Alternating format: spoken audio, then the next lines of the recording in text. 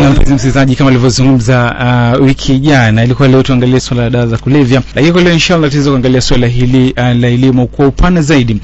Kwa nini mkoa wa Pwani ukasalia nyuma katika masomo? Simaanishi kwa sasa. Takriban miaka 10 iliyopita hivi mkoa wa Pwani ulikuwa nyuma, na kwa sasa ndio kama watu wanazinduka.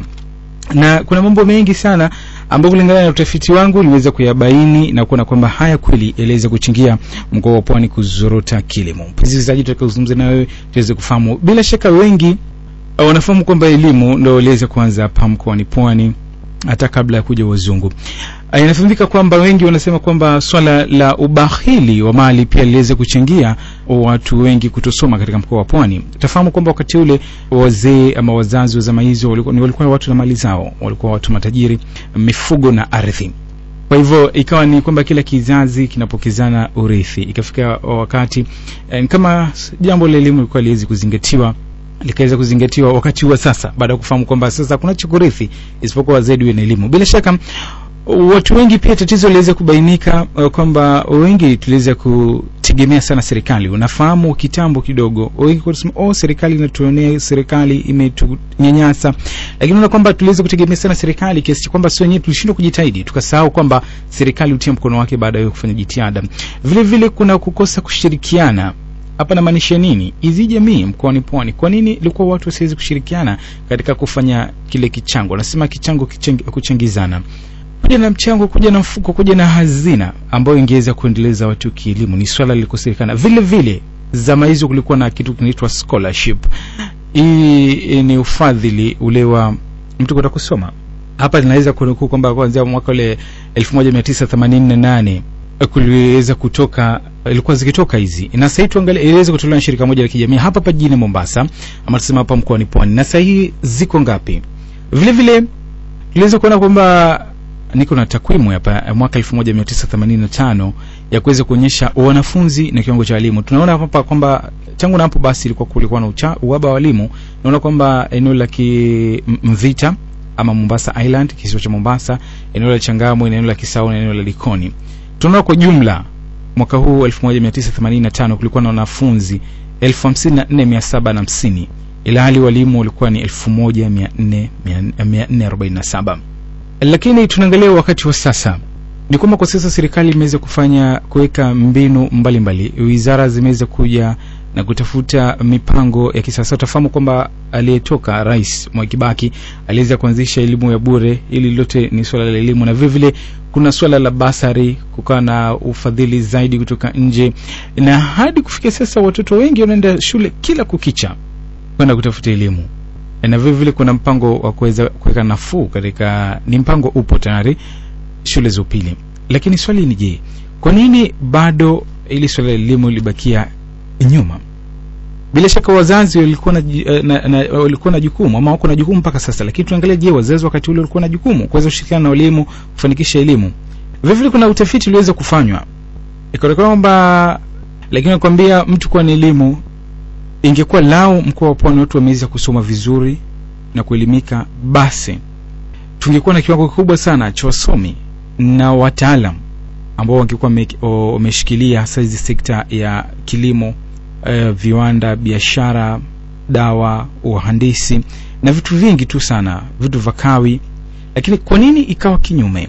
Mwaka 1846, mwaka 1946 shule nyingi zikaanza kuja katika mkoa wa Pwani, na baina kipindi cha 1930 na 1950 kwa na shule nyingi sana. Utafahamu kwamba kipindi hiki cha 1930 na 1950, tukija swala la mkoa wa Pwani, afu angalia upande wa Muslims, upande wa Islam, ni wengi walianza kuingia, kwa sababu nyuma ya hapo ilikuwa shule zilizoko ni za kimishonari, kwa hivyo azitoa yale mafunzo ya dini ya Kiislamu.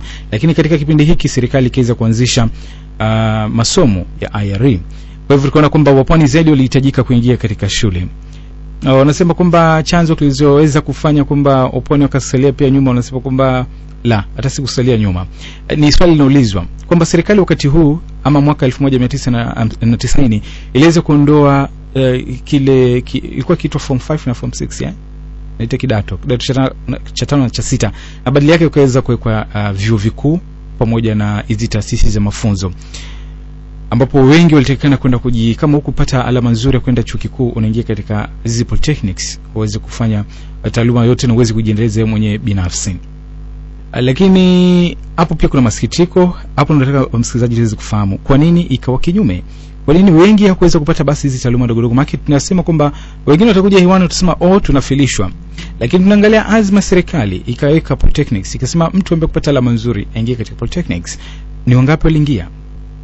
Na vile msikilizaji tuweza kuangalia swali lile elimu kwamba limeleta athari gani katika mkoa wa Pwani. Ni kwamba wale watu tunaweza kuwataja wale wataalamu ni wachache sana. Iwe hakuna ama waliopo ni wachache sana wataalamu katika kila nyanja. Na swala hili pia limeongeza ufukara na kubakia nyuma. Tafahamu bila elimu sijui utajikwamua vipi. Ndio maana ukaona mkoa wa Pwani una rasilimali nyingi lakini watu bado ni maskini vile vile. Watu wamebakia nyuma vile vile. Mfumo sasa tunazungumza kuhusu digitali lakini tuangalie mkoa sehemu gani ambazo zinakaa digital. Ukija hata Mombasa utapata wengine bado wako katika analog. Wanasema kwamba tuliweza kubakia nyuma pia kwa sababu ya kuzingatia sana gwaride na mipira michezo. Gwaride kwetu tulikuwa ni kitu cha mpaka sasa kitu muhimu sana pamoja na mipira michezo kwa jumla. Harusi za kifahari, birthday na taarabu. Hizi zote ni vitu ambavyo vinagharimu sana pesa nyingi sana. Tukaweza kuwekeza zaidi katika harusi, katika sherehe, birthday na taarabu, lakini zile pesa zinazochangwa pale hakuna hata fikra ya kwamba ilikuwa zichangwe watu waweze kusomeshwa. Watu waweze kupata elimu nzuri ndio kupata nafasi nzuri, kupata kazi nzuri. Kwa sababu utafiti unaonyesha kwamba wako ambao wanapata kazi lakini si nyadhifa zile nzuri kubwa kubwa, wako tu chini chini. Uwezo upata wengi managers na wako kama wako ni wachache kuhesabika na kuwataja. Si wengi ambao utapata katika hati ni manager ama ni wakubwa, ni CEO. Wengi ni wafanyikazi tu ile idara ya chini kabisa. Inaitwa clerks. Vile vile tunasema kwamba wakati huo kuweza kuwa na ardhi na mifugo lakini hivi vote havikuweza kusaidia.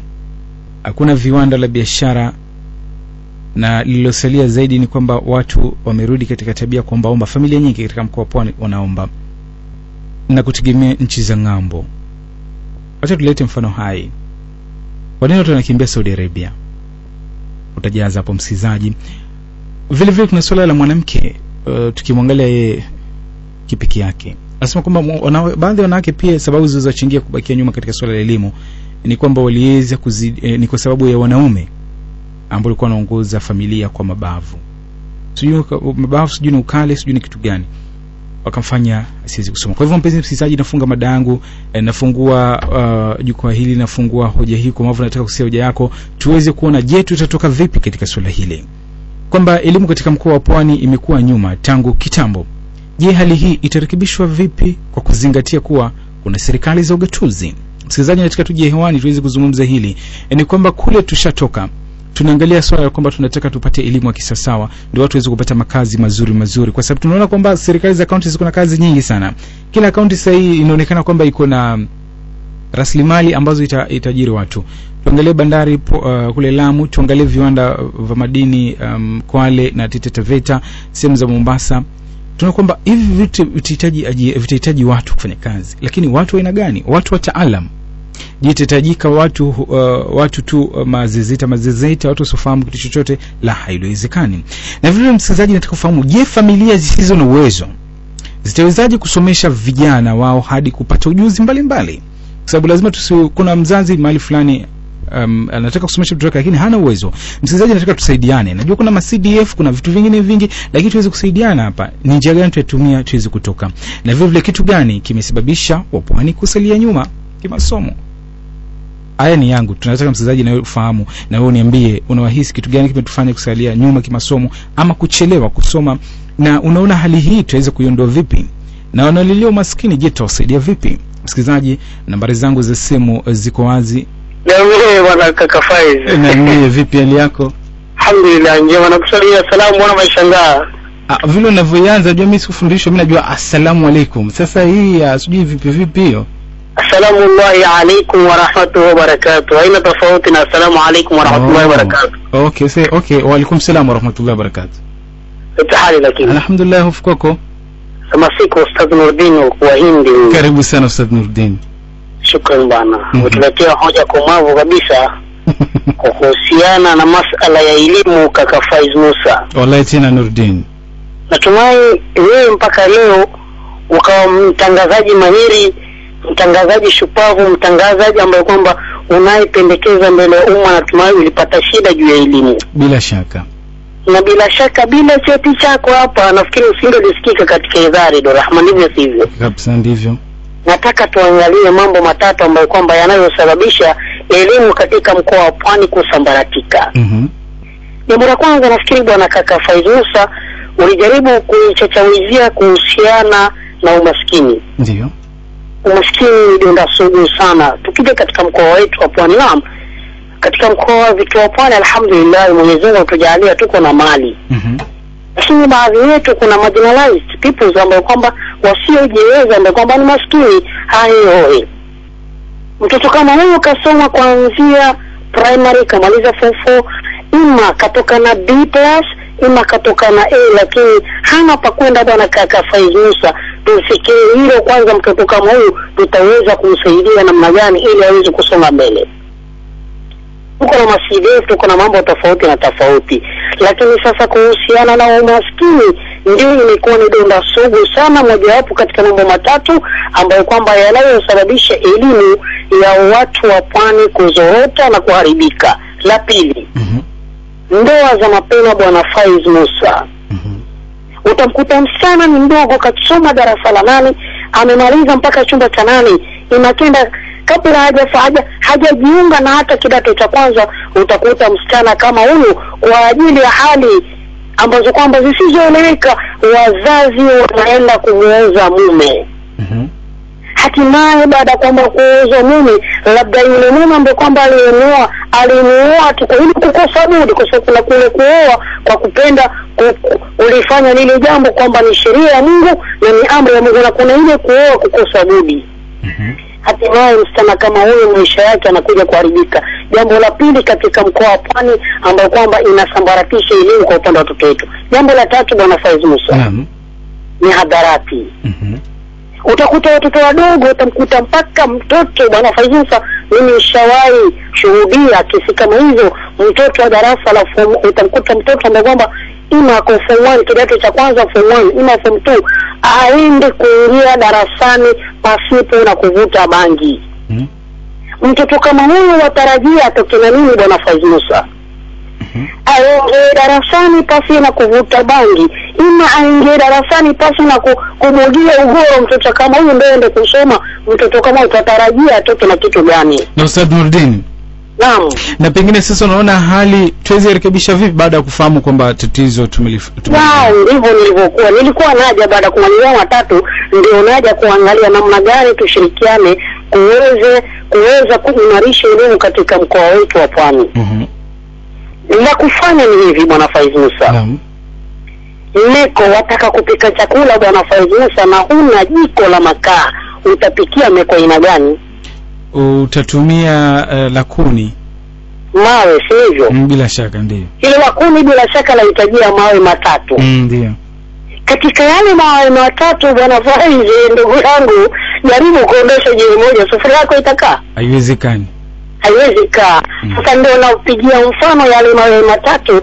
Jiwe la kwanza ni mwalimu mwenyewe anayesomesha. Jiwe la pili ni mzazi. Na jiwe la tatu ni mwanafunzi mwenyewe mwenye kutaka kusoma. Iwapo huyu mtoto anataka kusoma na mzazi hamtili mkazo na mwalimu hana bidii ya kumfunza, basi bila shaka huyo mtoto atatoka na 0 Kwa hivyo jambo muhimu sana katika mkoa wa Pwani ni watu washirikiane, katika walimu washirikiane na wazazi washirikiane, mtoto naye awe na bidii ya kupenda. Pia tujaribu kuangalia sehemu ambazo kwamba ni maskini, ambazo kwamba elimu yao wanasoma kishida, tujaribu kwenda kuwasaidia. Tutakapokuwa na umoja hiyo katika mkoa wetu wa Pwani bwana Faiz Musa, natumai tutainuka, tutakuwa katika hali ya juu. Swali kakangu. Okay, sina swali. Shukrani sana Nuruddin.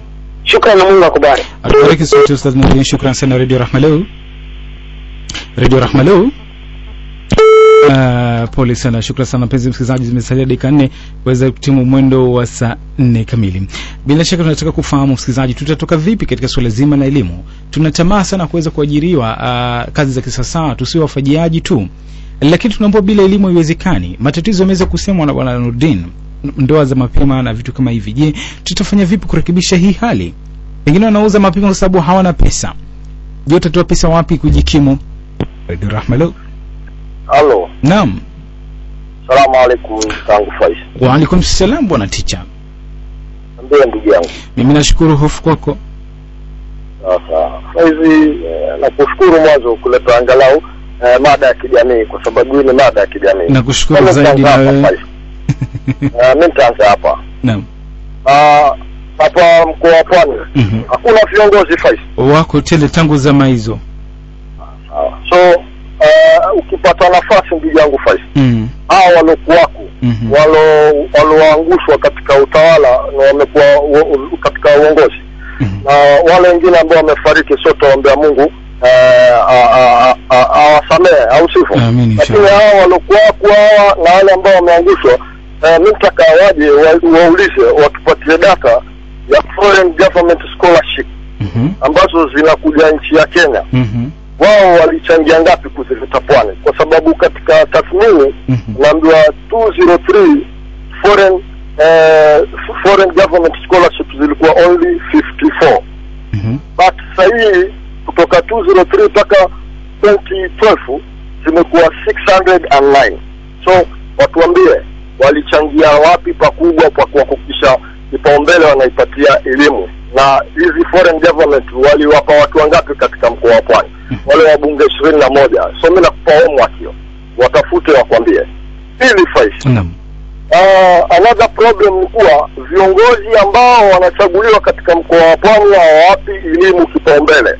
Kwa sababu tukiangalia, tukichukua mfano Bwana Raila alisoma through foreign scholarship.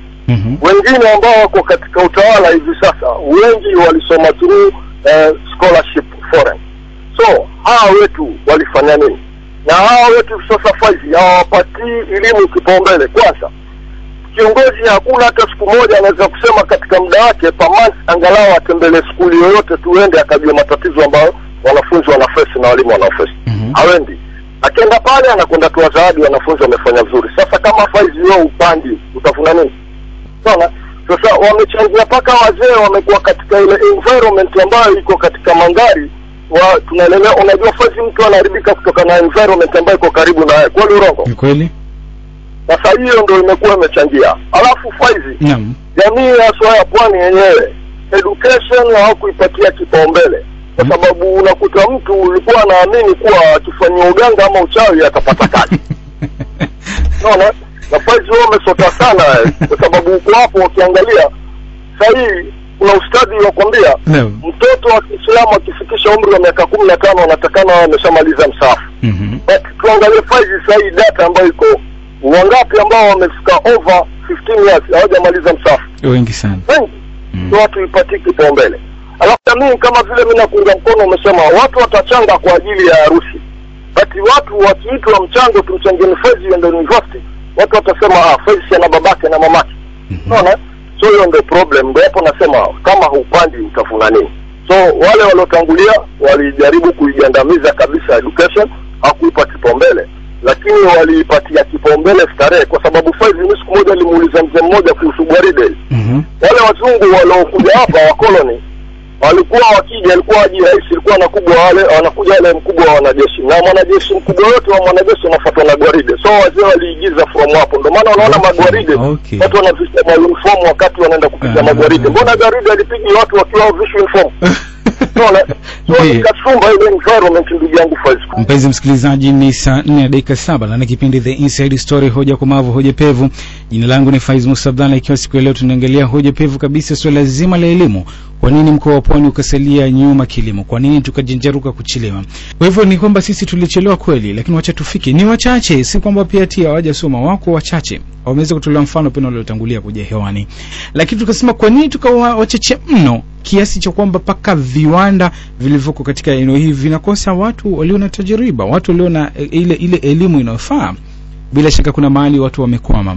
Tunasema kwamba tunaingia katika serikali za county. Serikali hizi zinafaa kama ni pesa zinafaa kuzingatia kuangalia namna kuleta pesa na kuboresha hali hii. Kwa hivyo mpenzi msikilizaji, nataka kutoka kwako, je, kitu gani kimesababisha na vipi tutaweza kujikwamua? Tukitaja umaskini, je, vipi huu maskini utakuwepo tu? Maana Mwenyezi Mungu ameumba watu kwa matabaka. Je, tutafanya vipi hao jamaa watoke na waweze kuelimika, waweze kufikia pale wenzetu walipofikia? Je, hali hii itarekebishika vipi? Radio Rahma leo. Namba babu yake. Assalamu alaykum wa rahmatullahi wa barakatuh. Wa alaykum salam wa rahmatullahi wa barakatuh. Asante sana kunipatia hii fursa. Kwanza wacha nikupige mtama kwanza. Kabla hujanipiga mtama, pengine babu yake uniambie wewe sijui kisomo chako mpaka wapi? Degree, masters, PhD?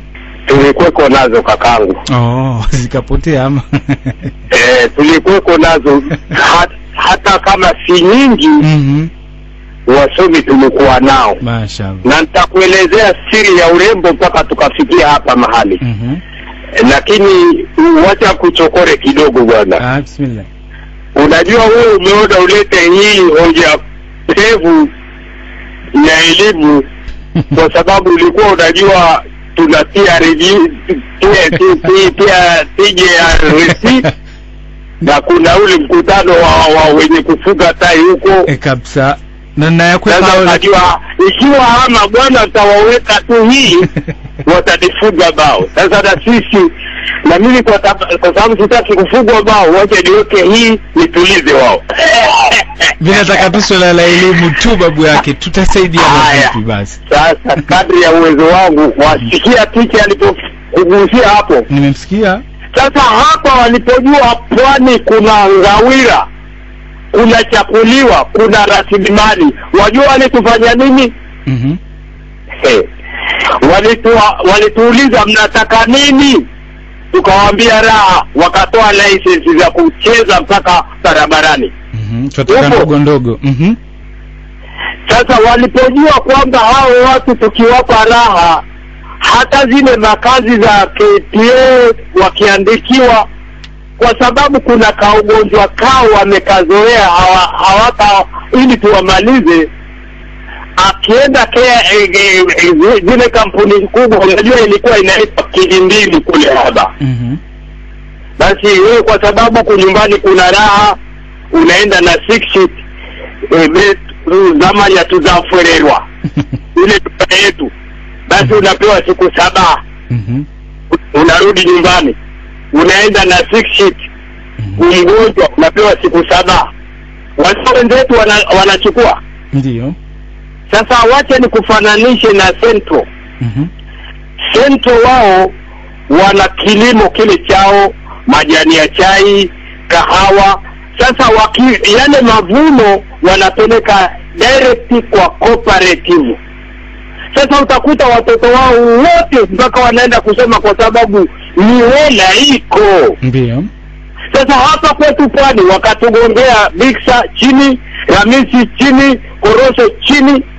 Alafu kuna kiwanda kimoja muhimu ambapo angelitufungulia, kile kiwanda cha kutengeneza tui la nazi, kwa sababu tuwakuza nazi hapa. Kesho nenda supermarket yote kule utapata tui la nazi lauzwa. Je, tuna factory hapa pwani? Upo? Nipo sana. Utapata hiyo imeandikwa made in Pwani ama made in Mombasa au made in Kenya. Sema hakuna, kubali ishe.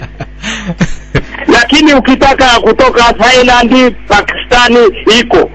Hivi vitu vyote vinatoka hapa. Lakini utakuta viongozi wamo.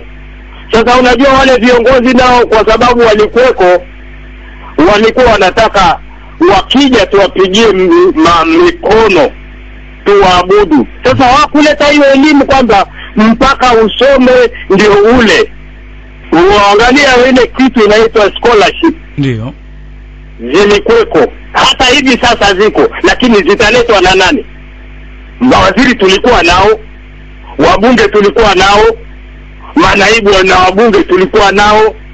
Mtawala wa nchi yuko, lakini hata kuletea wewe, manake anataka wao wakipasi kule waje kufanya kazi huku. Unasikia kizungumkuti hicho? Lakini bwana babu yake anasema kwamba lakini inaonekana kwamba nia haikuwepo ndio maana yakafika haya yote. Sasa nia sio nakuambia. Ilivunjwa na hiyo kuuliwa viwanda vyetu, manake vingefufuliwa na wabunge wetu wa hapa Pwani wainue waseme tunataka kina babu yake ili wasise na tole watoto watakuwa na soma hapo. Na ukiji tunaona kitu tunaangalia. Sasa tuangalie haya matatizo. Haya matatizo yako alafu angalia sisi tujawekea katika elimu tuna, lakini tunawekea katika nini? Taarabu, sherehe. Sasa ukija hapa ukimuuliza mtu mkubwa, ni mbunge, ni waziri, basi anaona wananchi wangu wako sawa sawa. Divide and rule imetumika kutokea viongozi wakubwa mpaka wadogo. Ndio maana unaona Kenya mzima unakuta Chinkororo, unakuta wale vijana wa Kayabombo, unakuta vijana jinsi wanaitwa MRC. Babu yake kuja pengine kwa dakika moja tu sasa, unaona tufanyeje? Kwa sababu haya yashatokea. Sasa kama yametokea, sasa utawala unakuja nyumbani. Haukumuona Joe yuko hapo? Umeshafika sasa. Unakuja Seneta Omar Hassan yuko. Sasa hawa ndio viongozi wetu, ndio wanati. Tuwaambie pale palipobomoka, manake tunazikia vile tunazunguka katika hii idhaa kila siku mnatuhabarisha. Bila shaka. Tunawaambia hizi hoteli ziko hapa. Hazitufaidi sisi ama tunafaidika? Mushkil. Wafunge milango zile hoteli zile. Wewe ukifungua factory yako hapa 80% andika Mnati. Unasikia? Ndio. Manake walikuwa wanakuja na watu wao kutokea leo pale Miritini pale, yale malori weka toll pale, kila lori kila tani shilingi 2, pesa iko. Unakubaliana na mimi? Tena sana. Kwa sababu mnataka kujenga Pwani nyinyi Joho na Omar Hassan, msikize matatizo ya Mlanahoi, yeye anataka nini? Na sasa tukikosa hapo basi tugojee kifo. Okay, shukrani sana bwana babu yake. Usiku mwanana kijana yangu. Kwako pia Radio Rahma leo. Maji na ndimu yaweza kusaidia mwili wako. Bila shaka mpenzi kwa siku ya leo tuweze kuangalia namna gani haya maji na ndimu yataweza kukusaidia mwili wako. Ni kipindi The Inside Story. Jina langu Faiz Mustafa na Radio Rahma leo. Halo kaka Faiz, ilikuwa na nakwambia kwa uchache sio. So nikimaliza Faiz. Dakika moja tu. Nitarudi tu pale Faiz. Wapwani wengi ilikuwa wana ile mentality ya kupenda kusoma kakangu Faiz. Sasa hivi sasa hao viongozi ambao wako ndugu yangu Faiz. Wao ndio wanaweza kufanya jamii, wao wanaweza kubobea katika swala la elimu. Wawe na mentality ya kutembelea skuli. Wende wakapande. Kwa sababu Faiz wale watoto watakuwa wanaigiza role model. Lakini ikiwa wewe you are not a leader wa kutembelea watoto wa kuigiza role model, ndugu yangu Faiz, utakuwa wafanya nini? So wawe na hilo, alafu pia watumie system nyingine Faiz ya kutafuta ambao ni wasomi wachache ambao wako wape motisha ya kuwa wao nao watembelee skuli Faiz. Mwisho nikimalizia Faiz. Hata hao wabunge wenyewe zile skuli walizosoma ndio hawaziendelei, hawaendi kuwa kusema ati mimi nilisoma hapa, so akamwambia mtoto bwana I was like you na wewe jaribu. Na mzazi mwenyewe pia ile skuli aliyosoma hendi, ndugu yangu Faiz. Na mwisho Faiz, walimu wakitisha mkutano skuli, wazazi wanatuma wafanyaji kazi, nendeni mkamwakilishe mtoto skuli. What is that Faiz? Asara sana. Asante sana. Shukrani sana. Radio Rahma leo. Assalamu alaykum. Wa alaykum salam. Ustadh Mustafa kutoka Shani. Ati nani? Ustadh Mustafa kutoka Shani. Karibu sana Ustadh Mustafa. Naomba na mimi katika swala hili la elimu kuchangia kwa nini imedorora sehemu yetu ya Pwani. Na nafikiri tukiingilia swala kama hili, nafikiri ni kitu huyo aliotoka ndio anajaribu kuchangia na wengine, lakini tukiingia swala la elimu ndugu mtangazaji, kuwa swala la elimu tukiangalia kuwa tuweza kurudisha kwa huyu mzazi, kwa sababu wazazi wetu sasa wameregeza kamba sana kwa watoto wao, wamechukua watoto wao wako bora zaidi kuliko hata kitu chochote, kwa sababu kwani hii nilitoa msomi kama yule ambaye anajulikana ulimwengu mzima na zuri kama si Pwani. Kweli.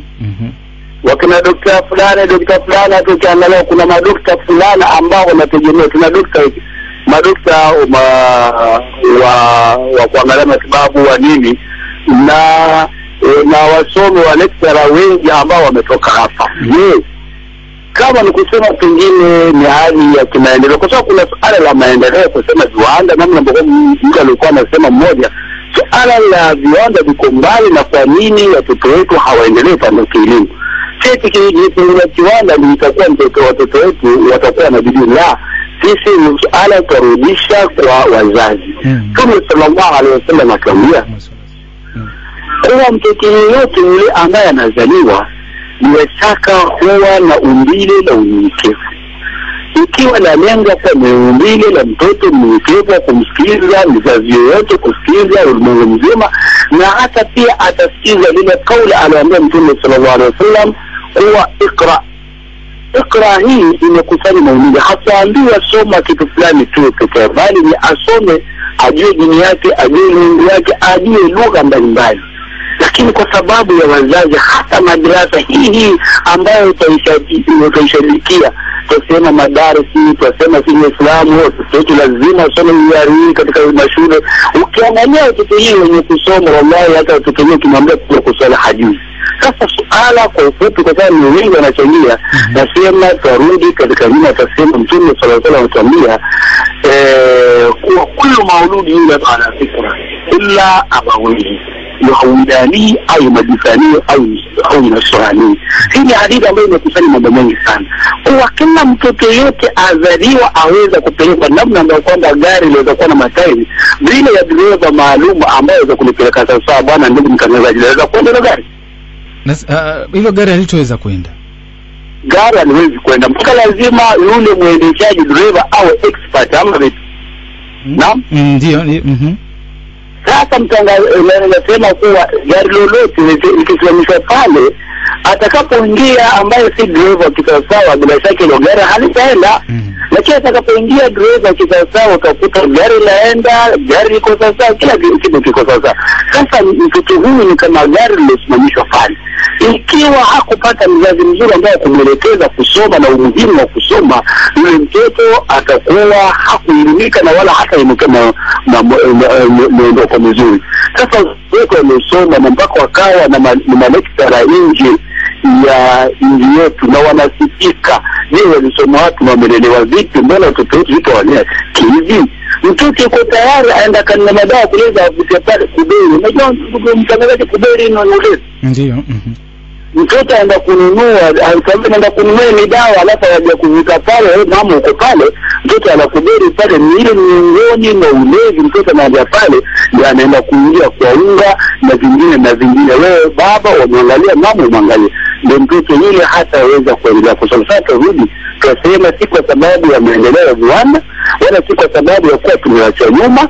Sisi wenyewe tumejiacha nyuma kwa sababu tumerejea kamba kwa watoto wetu. Mtoto yuko tayari afanye lolote, lakini wewe hutamuhimiza kusoma na waone kwa ni muhimu wa kusoma. Mtoto anaenda shule siku anayotaka, asipotaka haendi shule. Sasa upande maendeleo ya elimu, ndugu mtangazaji, tusidanganye kwa sababu ya viwanda, kwa hiyo janini ya mkorojo ya zile nazi hiyo bila hamna hiyo. Sisi turudi tuangalie wazee wetu walikuwa vipi, ama wale vipi wanaelimika na ikawa vipi, wala si atizi kwa leo tukatoa watu kama Manzuri. Shukrani ndugu mtangazaji. Shukrani sana kakangu kwa tathmini yako na hoja yako pevu kabisa. Shukrani sana kwa hilo. Mpenzi msikilizaji, hapo awali naweza kufahamisha kwamba kidogo tunakuwa na kupumbaza akili yako kupa faida moja ya kiafya kuhusiana na kwamba una desturi kila siku asubuhi unakunywa, na desturi watu wengi sana kila siku asubuhi kunywa kahawa ama chai, vitu kama hivi, ambapo vitu hivi vinaweza kukuathiri mwili wako kwa kiasi fulani. Lakini kuna mbinu hapa nataka kukupa, mbinu mpya kabisa. Karibu na radio sijui nani. Anasema katika kuangalia njia mbadala ya kufungua kinywa vizuri, imebadilika kwamba glasi moja ya maji ya vuguvugu iliyochanganywa na limao kipande kimoja na faida kubwa sana katika mwili wako. Hello, salamu alaykum. Wa alaykum salam. Ni Abdalla, salamu. Naam Abdalla.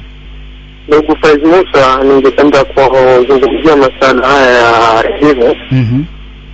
Huku kwetu Lamu bwana, hii elimu bwana ilikuwa, niliwahi kukaa na Profesa Al-Busaidi.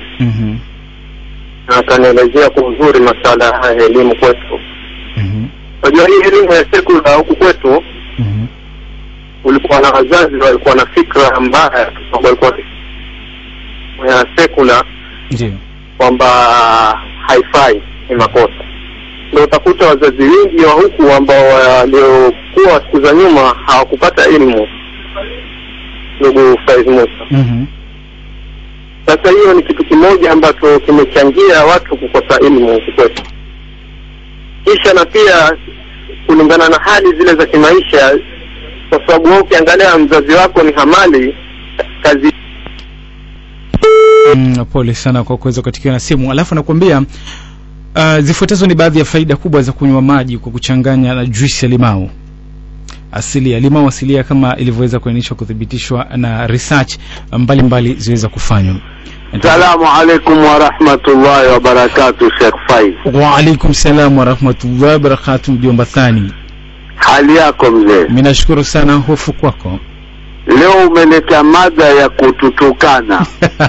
Na kutukana kivipi tena na kweli bana kusoma? Kututukana hakutubakisha. Mwanzo utani wewe una degree, una masters ama una PhD? Mimi ni profesa wa maprofesa. Sasa nisikize, sipoteze wakati wengine wakakosa nafasi. Matatizo tunayoyapata kwa elimu yamechangiwa na viongozi mbalimbali. Viongozi si viongozi wa kisiasa tu pekee, bali wa kidini, wa serikali, hata wazazi waliozakiwa hawana mwongozo thabiti. Mjitama na vizazi vinapotea. Tuelewana? Hiyo nakupa kwanza. Na leo tunaweza kujinasua kwenye majanga haya tunayolaumiwa mpaka na babu yake. Ushasikia? Nayo kwa kukosa elimu tukaambiwa tumezorota kwa maisha hapa pwani kwa kasumba iliyojazwa shekhe. Tuelewa? Ndio. Kwa wengi ati sisi hatukusoma. Tuelewa? Ndio. Kama ulivyosema kuna industrial, kuna nini, hatupati nafasi pia tukipata ni za huku chini. Moja ya tatizo kubwa tulopata mpaka tukazorota kwa kila sekta, nisikize vizuri hapa, si ya ardhi, si ya usalama, si sekta ya afya, si sekta ya wakfu, si sekta ya elimu, ni hawa wakuu wa mikoa na wakuu wa wilaya. Sasikia? Nikisema hivyo nisionekaniwe mimi ni mchochezi. Sisi ni kuwa kabla ya uhuru, sio uhuru raisi huyu, 1943 mpaka kufikia uhuru hadi 1963 sisi hatujakuwa na mkuu wa mkoa ama mkuu wa wilaya kutoka maeneo haya ya kipwani. Tuelewana? Tena sana. Najua umeliweka ni kuwa ili nimekuwekea peni usibabaike na japo hapo kwenye elimu yako. Hadi leo nikizungumza hatujakuwa na mkuu wa mkoa ama mkuu wa wilaya mwenye asili ya kipwani atakayesikilia utungu masuala haya ya pwani. Katika bodi za ardhi lazima waweko, katika bodi za wakfu lazima waweko, katika bodi za elimu ni lazima waweko. Je, tutakuwa wapi sisi na mwelekeo katika elimu, kwenye afya, na wao tuambiwa ndio mato ya raisi wa kupeleka ripoti. Hawa wafa, hawana dawa hospitali, elimu zimezorota, walimu hawako wingi. Tuelewana sana. Manake ukifika kwenye milango yao unaambiwa office of the president. Ama sasa Sheikh, ukitaka kujua kwa ushahidi kifungu cha 109 cha sheria ya Kenya kwenye Waqf Commissioners Act ya 1951 kimesahihishwa kuwa na uteuzi wa watu 8 na wote watoke kwenye idara mbalimbali za serikali akiwemo kazi mkuu na PC. Wakfu wenu ambao ni wa Waislamu baada ya kadhi ni PC, na mkuu wa mkoa huyo tena wale 6 waliobakia anatakikaniwa yeye ndio awachague. Tuelewana tena sana. Mpaka hapo bado nimekuweka kwenye bongo lako uniambie huyu watupeleka wapi shekhe? Ndio leo ikiwa wakfu mkuu wa mkoa na atawatagua wale awatakao, ndio tumetupelekea baadhi za wakfu zetu zimepeanwa kwa mabaa na mikahawa ya watu kucheza uchi na biashara za ukahaba kuendelea. Uko wakfu ndani ya mji huu watezewa hivyo. Tuelewana tena sana. Badili ya wakfu zitumike kutujengea makoleji zetu, misikiti ziwe na maktaba. Tuelewana Sheikh Faiz? Misikiti iwe na maktaba ya kufanya research. Kuna mitandao mingi ya Kiislamu leo misikiti ishaswaliwa ishafungwa, watu wenda kupiga mte wenye matapati walala. Tuelewana Sheikh Faiz? Sana. Wakfu zatakikaniwa ziwasomeshe wasojiweza, mayatima, ziangalie walioshida hospitali, kila mwaka zitoe zaka. Ushasikia? Leo ikiwa kuna mtu azikalia wakfu na hana imani, kafiri, upo yuko kwenye act kifungu cha 109. Ukitaka nitakuletea kwa ushahidi. Sanielewa? Watoto wazazi watasoma wapi? Watu wasojiweza ikiwa wakfu ndio zatakikaniwa ziwe zamana za kuwakomboa wasojiweza wanaodhulumiwa. Doelewana? Sasa basi narudi tena katika bodi ya elimu, wakuu hao wamo pia ndio wenye kuteua wanafunzi bora waliofanya katika mitihani ya kidato cha 4. Wajua hujui? Wanifahamisha wengine haya ili waende mbele. Wakishamaliza wao ndio wateuzi. Ikiwa hakuna wetu ambaye ndio hao wakuu wa mkoa ama wakuu wa wilaya, nani atamfikiria utungu mwana wetu? Tuelewana sana. Utapata fursa ya kuendelea wapi kielimu ikiwa hata ufanya vizuri watengwa waleta wao kutoka bara? Tupo Sheikh Faiz Tathmini iliyo ya uhakika ni kuwa 1986 Pwani nzima ilitoa watoto 40 bora katika mitihani hiyo. Walikuwa waendelee kwenda mbele kwenye college za university kama Egerton, lakini waloteuliwa ni 4 watu 36. Tuwapeleke wapi? 1987, 88, 89 na kuendelea mpaka 2013. Tuwapeleke wapi watoto wetu? Kwa nini wasikae mabarazani? Babu yake atutukana, aje nimpe ushahidi. Tuelewana sana.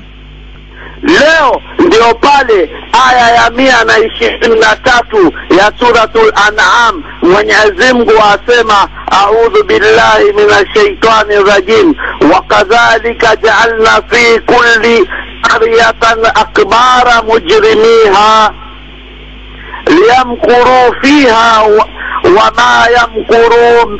wama yamkuruna bianfusihim yani na kadhalika tulijalia kila mji wakuu wao ndio waovu. Hiyo ni aya ya Mwenyezi Mungu ya 123 Sheikh Faiz. Ikiwa humo wanawafanyia hila na vitimbi vya kuzuilia watu wa dini ya Mwenyezi Mungu, wala hawafanyi hila isipokuwa nafsi zao, kwani wanajizundoa wengine siku ile akifutwa mwakazi huwa wamekaa kama mimbwa koko. Ushasikia? Lakini hawayatambui haya. Shekhe, elimu bana, elimu imepuziliwa mbali na viongozi tofauti. Ushasikia? Serikali ilipoleta elimu ya 844 kukawa na jopo la district focus strategy, wakuu wa idara zote za wilaya upo na wanasiasa especially mabunga, si wabunge na watumishi wa mabaraza ya munispa hawa mwaitao makonsela, sijui kama Vikola. Sababu walichaguliwa wajue shida zenu. Ushaelewa? Sasa ikiwa wao hawashughuliki kufuatilia kwenye hizo district focus strategy za kujua viwango vya elimu shule, walimu waja, walimu wenyewe ni hao. Sisi zamani nilipokuwa nikisoma Tomboya, wakija walimu wa Shanzu, chasikia sana, wakija wakikaa wakiangalia walimu wale wetu wanavyosomesha nyuma, kiti cha nyuma wakiekewa. Wakimaliza wiki kimalizika, tuambiwa tununue Tritop. Waikumbuka Tritop wewe? Nikumbuka. Tuanunua Tritop na Sunlight tukiwaletea zawadi, kumbe kwenye yale mabweni yao wakikaa ndio wakufulia vichupi vyao na wengine kunwa wakijivinjari na pwani yetu. Shaelewa waja kutufanya sisi wajinga, na sisi ndio tualishao tukiwapa na sabuni za kufua. Yangu ni hayo kwa leo ndugu yangu. Shukrani sana bwana. Tutaki bana. Okay, shukrani sana bwana Thani, mpenzi msikilizaji. Bila shaka ni kipindi hoja pevu hoja kama. Shukrani sana kwa hoja zako bwana Thani. Ni saa 4:36. Mpenzi msikilizaji, unaweza kushiriki nami pia katika mtandao wa Facebook, ukurasa ule wa Radio Rahma. Tuweza kuzungumza pamoja. Radio Rahma leo. Assalamu alaykum wa rahmatullahi wa barakatuh ndugu Fazimu. Wa alaykum salaam wa rahmatullahi wa barakatuh. Muhammad Mbala. Karibu sana Muhammad bwana. Wewe ni sadfa sana kitoka bwana Thani, tuingia wewe. Sasa tuambiana bwana. Mwambiana Sasa bana, wajua siku zote ndugu Faizi, mambo matatu. Ndio. Kwamba taifa huwa lazima lijivunie mambo matatu. Jamii, taifa, kabila, ushafahamu. Na mambo haya ni elimu kwanza, pili ni uchumi. Kwa hivyo taifa lolote likikosa mambo haya, basi usilitizamie kwamba taifa hilo litazorota, litakuwa ni lenye kunyanyaswa na kutawaliwa. Lakini mambo haya ndugu nani Faizi Musa, hayapatikani. Haya mambo haya mawili, uchumi na elimu, hayapatikani isipokuwa kwanza kupatikana umoja. Ndio. Ule umoja sasa ndio unauza haya mambo mawili haya, uchumi na elimu. Na ndio taona kwamba kila taifa laangalia. Sasa hapa baada watu kuwa na vitu hivi vitatu, ndio pale sasa wanakuwa na political power kisiasa. Ndio. Umefahamu? Kwa sababu ya kuwa tayari waishajikusanyia haya mambo matatu, umoja, elimu na uchumi, ndio sasa pale wanakuwa ni wenye kutawali siasa. Lakini ndio kaona kwamba sisi sasa pani, kama vile ulivyotangulia kusema, kwamba sisi pani leo utaona kwamba leo ukienda pale kuna titanium, ukienda Lamu kuna mafuta, kuna gesi, ukija Tana River kuna titanium na madini mengine, ukienda Taveta kuna kila kitu.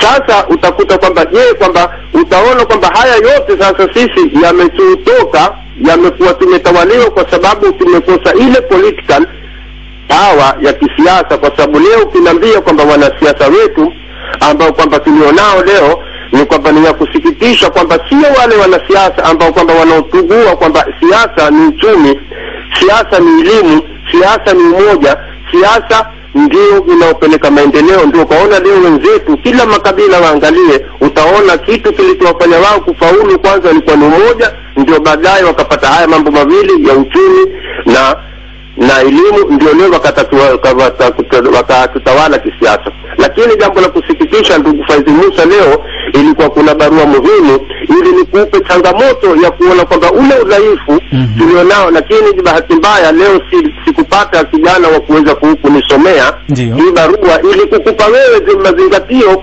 uone kwamba angalia ule udhaifu wa sisi tulionao Pwani, kwa sababu mpaka tumekuwa madini yetu imekuwa leo ni kinyang'anyiro kwa sababu ya kukosa mambo haya. Lakini kijaliwa inshallah nitakaweko chini ya redio nitamwambia nani Abdalla Simba kwamba ile barua kwamba nitapata mtu, kwa sababu sisi hatukusoma Kizungu kwa sababu kutokamana na masuala ya shiftawo, kwamba sisi tulipotolewa ilikuwa wakati ule ilikuwa hakuna masuala ya Umoja wa Mataifa, kwa hivyo tulihangaika tukenda huku na huku na huku, hatukushuniwa na mambo yote, ndio sisi hatukupata kusoma, lakini watoto wetu ndio tukawasomesha.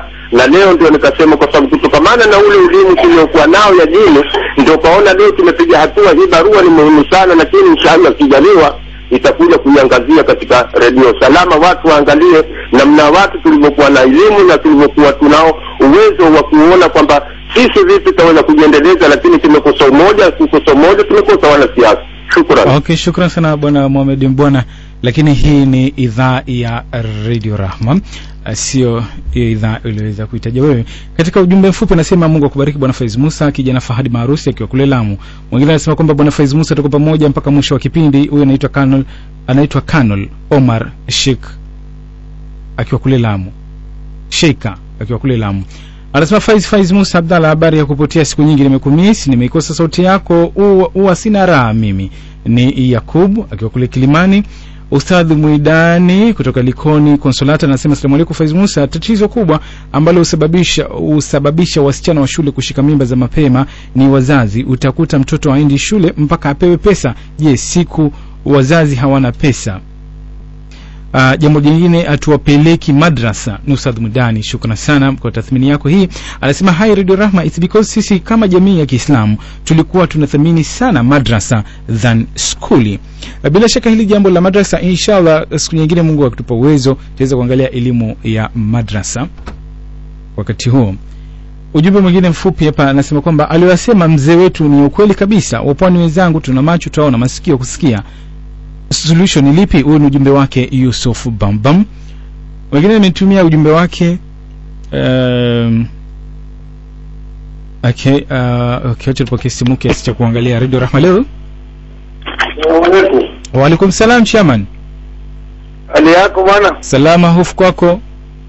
Haya, yeye umemsikia Profesa Mwantani ya? Na mmemsikia sana maprofesa. Hao ndo maprofesa wetu walobakia pamoja na Mohamed Mbwana. Mwenyezi Mungu hawa wazee wetu awaeke. Mwenyezi Mungu awaeke sana, amen. Umesikia hayo maneno kwamba sisi tulikosa mpaka wakuu wa utawala ambapo hatukuweza kufaidika. Bwana Faiz Musa, wajua uongozi uwezi ukamwona kwamba mtu amesoma mpaka amesikilia huko, ni lazima kulikuwa kuna misingi ikimsaidia. Wajua kwamba Mwalimu Julius Nyerere alisomeshwa ni nani? Hakuinuka kana kusoma, alikuwa babake na mamake walikuwa utafuta chakula, walikuwa hawana. Wajua hiyo story? Sifahamu. Alisomeshwa na chifu Ngoro. Huyo ndo alimsomesha. Alipomuona kwamba akili yake huyu ni ya kusoma, ndiko na yeye akamsomesha. Akaona kwamba huyu kijana sisi tukimuacha atakuwa tumepoteza kijana katika bara letu la Afrika. Wajua huyu Mengistu Haile Mariam alikuwa huyu alisomeshwa na nani? Mengistu Haile Mariam alikuwa babake ni mfanyaji kazi Haile Selassie. Alipomuuliza maswali akamwona huyu kijana, japokuwa ni kijana cha mfanyaji kazi wangu, akili yake ntimamu, ndo akamsomesha akampeka mpaka Russia. Lakini kwa bahati mbaya, wajua wewe Fadhili mbuzi mwanadamu na maudhi, ndo akaya naye akamuudhi. Sasa hii ni elimu haipatikanwi. Elimu patikanwa kwa vitu viwili. Kwanza ni lazima tuwe tuna viongozi watakuwa kwanza wana utungu na sisi. Lakini viongozi ikiwa hawana utungu na sisi, tutakwenda kusomesha vijana kukoma pahala fulani. Ni lazima kama sisi wanyonge tukome mpaka tupate manpower, msaada. Hao wote walosoma wakasikilia hoko walipata msaada. Sisi wazee wetu wakikata mikoko mefungiwa. Hao wazee wao wana kahawa, wazee wao hawa wana miraa uzanya. Sasa wewe utamsomesha mtu asikile paka Egerton University, ikiwa wewe huna mradi wote, atasikilia wapi huko? Kwa lazima upate watu wakusaidie na vijana wazidi kuendelea na elimu. Lakini ikiwa ni sisi kitabu, sisi tulikata maguu. Hawakuwa wilaya wote kutoka upatikana uhuru, hakuna mmoja Abdul Muhammad.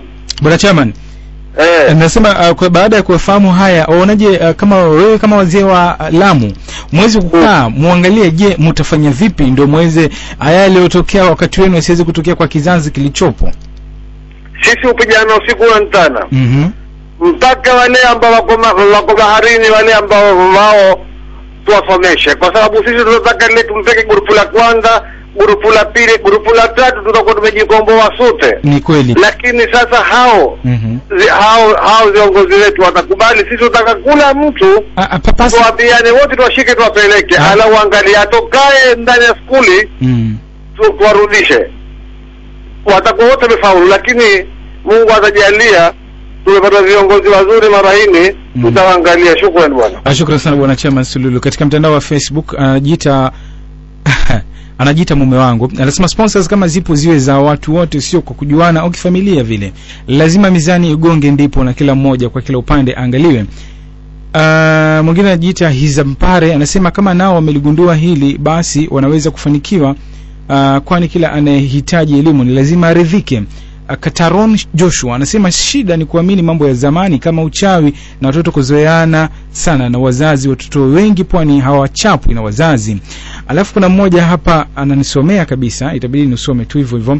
Katika Facebook anajiita Athman Mursal, anasema huyo Faiz Musa hawe hata nchi kavu wacha ya hewani, ila mwache kututusi, nyinyi ndio mmechelewa kusoma kiwango cha juu. Anasema wewe binafsi umesoma hadi wapi? Anauliza mimi. Anasema kwamba Kiswahili chetu unakivuruga mara nyingi, sijui umetoka sehemu gani. Kitengo nilosoma na kufikia mimi sidhani unaweza fikia wewe. Waponi wasomi wengi sema wataka wangapi wafika ofisini kama kazi utawapa, eti wamechelewa ndio mpate sababu ya kutudhalilisha waziwazi. Alafu anamaliza kusema upuzi mtupu. Shukrani sana Athman Mursal kwa ujumbe wako. Van Masud ananiambia kwamba wazazi wetu walishindwa kuwekeza pesa zao kwa elimu. Jamii yote ya pwani aichukulie elimu kama msingi bora wa maisha. Suluhu ni kuweka training ya elimu ya juu kwa vijana waliomaliza elimu ya sekondari. Jamii yote ya pwani na taasisi za elimu kushiriki kwa kuboresha elimu mkoani. Unlucky Hunter Squad anasema kwamba kwa sababu wapwani wengi ni Waislamu na hao viongozi hawata waruhusu Waislamu kushikilia madaraka yote serikalini, ndio utaona jimbo la pwani halina walimu wenye ujuzi wa hali ya juu wala maprofesa. Waislamu wa pwani mtabaki na kushikilia mkia na Muislamike sababu umetaka wenyewe katiba ambayo anasema katiba ya kikafiri. Isaya Nkubitu anasema masomo hayana kikomo, ni pesa zinaisha, wajiunge na vyuo vikuu kuna sponsorship. Radio Rahma leo. Assalamu alaykum. Wa alaykum salam. Narudi tena Abdalla nikiwa Lamu. Naomba Abdalla kwa sekunde chache tu. Ndugu Faiz Musa, huku kwetu narejelea tena kusema kwamba wazazi ndio walisababisha watu kukosa elimu, kwa sababu kuna kwamba walikuwa wakisema elimu ya skuli kwamba wakisema ni haramu, kwa sababu ndio imechangia imekuwa watoto wengi wamekosa elimu. Sasa ndugu Faiz Musa, ikiwa hizi scholarship zinatoka, mfano kama babako wafanya katika kampuni fulani, ni rahisi kupata. Lakini sasa ikiwa mzazi wako kazi yake ni ya kujitegemea mwenyewe, pengine ni hamali au nini, sasa huwezi kupata scholarship. Sasa ikiwa wewe upate ile basari ya CDF, kweli utapata scholarship? Lakini tofauti basari na scholarship vitu tofauti kabisa. Vitu tofauti ndio nakwambia. Huu ni mfano mdogo kwamba hii basari ambayo pengine ukisaidiwa ni 1,500 itakuwa scholarship ambayo ni ya university ambapo ni pesa nyingi. Ndugu Faiz Musa, akwaheri. Radio Rahmalu. Assalamu alaykum wa rahmatullahi ta'ala wa barakatuh. Wa alaykum assalam wa rahmatullahi wa barakatuh. Bitul khair. Vipi hali yako kwa Faiz Musa? Hofu kwako? Alhamdulillah, mimi nzuri tu alhamdulillah. Bitul khair, niambie wewe PhD, professor, degree, masters, diploma, certificate ama cheti tu cha high school? Kakangu kaka Faiz, kwa bahati mbaya kubahatika na kusoma skuli kabisa. Inshallah kizazi chako hakikishe kwamba kimesoma. Amina inshallah. Sasa kakangu kaka Faiz Musa, tukiangalia katika masala haya ya kuhusiana na elimu, haki ya Mungu ni sala nzuri kabisa na nyeti kabisa. Lakini kakangu kaka Faiz Musa, kuna masala haya ambayo kwamba yanazungumziwa sana kulingana kwamba na watu wa juu kwamba ndio wanasababisha kwamba sisi tusiperform vizuri. Lakini kakangu kaka Faiz Musa, hapa maeneo ya pwani hivi, wewe waona hapa pwani sisi wenyewe kwa wenyewe tunapendana kweli? Tunapendana? Tunapendana Faiz kweli? Kupendana hilo ni ndoto ya nchana, kuota uko juu la ghorofa alafu ukianza uko chini ya nyumba ya mahogo. Si uongo kakangu kaka Faiz Musa, ajua mjana muwe na haki yake umpe. Ni kweli. Kivipi atupendani? Kakangu kaka Faiz, wewe utafurahika sana utakapomwona mtoto wangu amekaa kwenye baraza yuavuta bangi ama yuwala brown sugar, wakati wewe mtoto wako yuwasoma vizuri na utaki kujua kwa ajili ya nini ule mtoto hakwenda kule shule. Pengine mzazi amemgharamikia sana mtoto ende akasome kule shule, lakini bahati mbaya ama nzuri yule mtoto ndio sasa ameharibikiwa. Kisha kakangu kaka Faiz, ukiangalia katika yote ambapo kwamba tujiharibia ni sisi kwa sisi kakangu kaka Faiz Musa.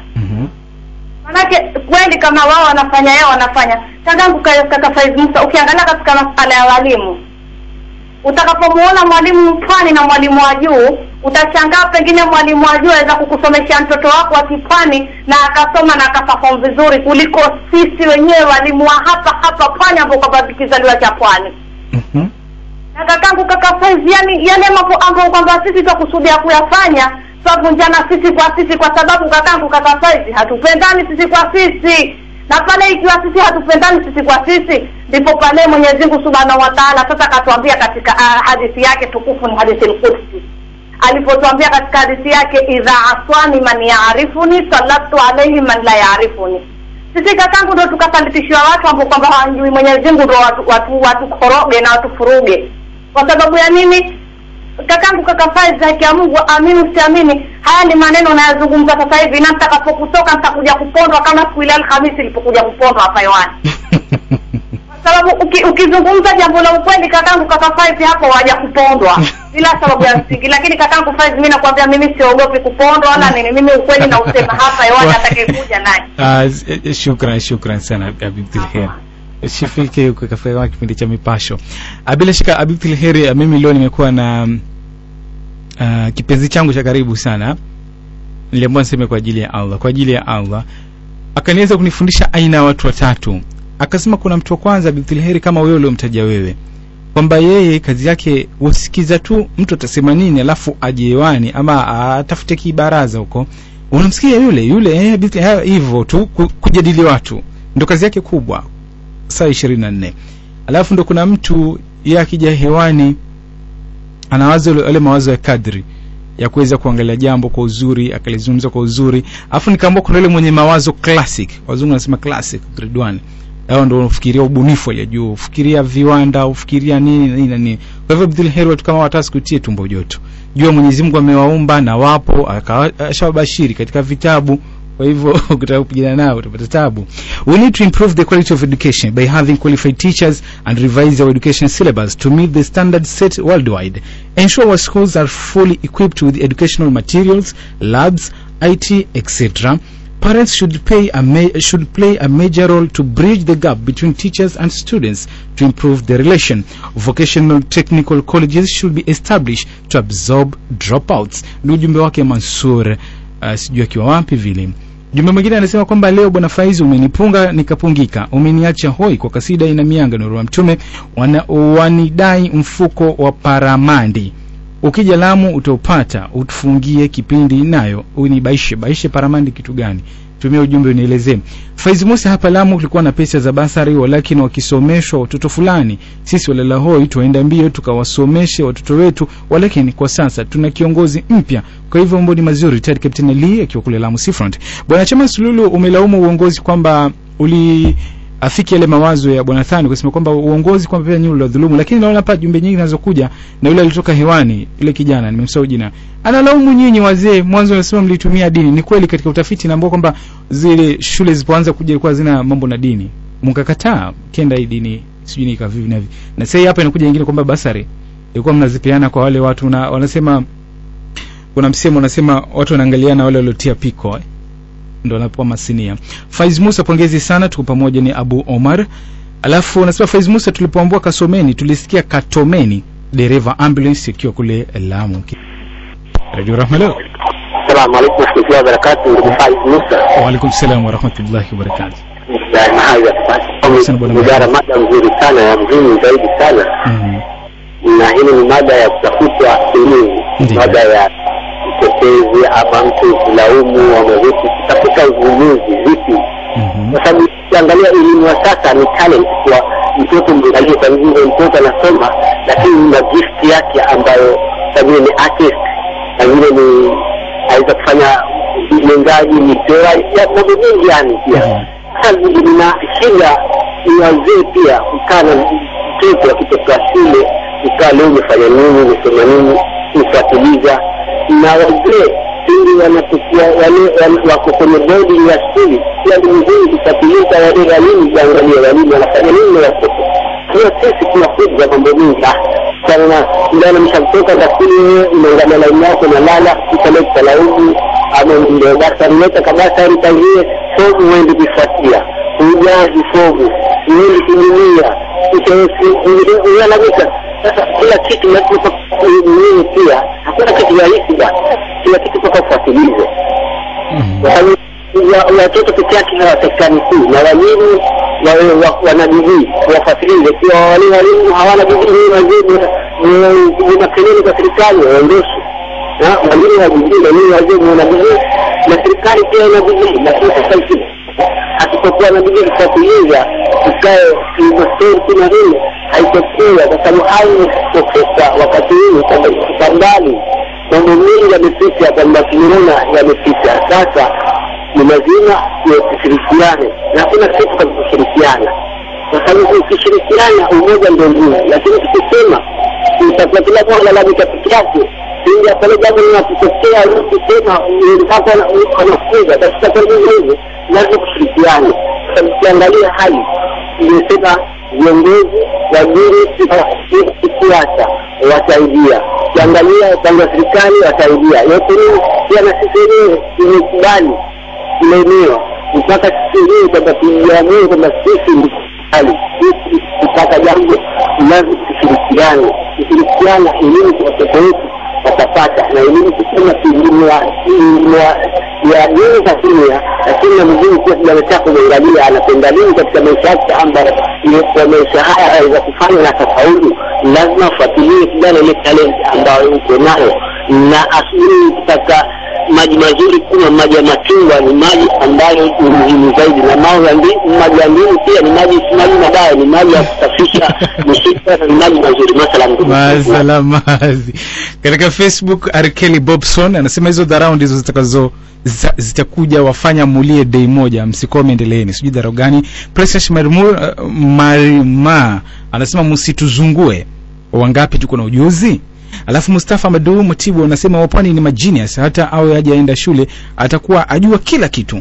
Ukitaka ufafanuzi na data, sikize idhaa zetu kote mkoani, usikize kivumbi wao kwa wao, kusuana, wavunjana, tukanana, wakijiliana na kadhalika. Wewe tegea uyasikie mwenyewe, kinyume na usikize idhaa zingine, angao utapata kuna uyano.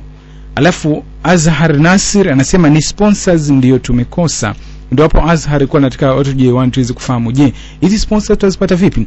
Ali Mwenye Kokoro anasema kuna kazi mwataka kutupa ama mwatuuliza tu. alafu anasema uzembe.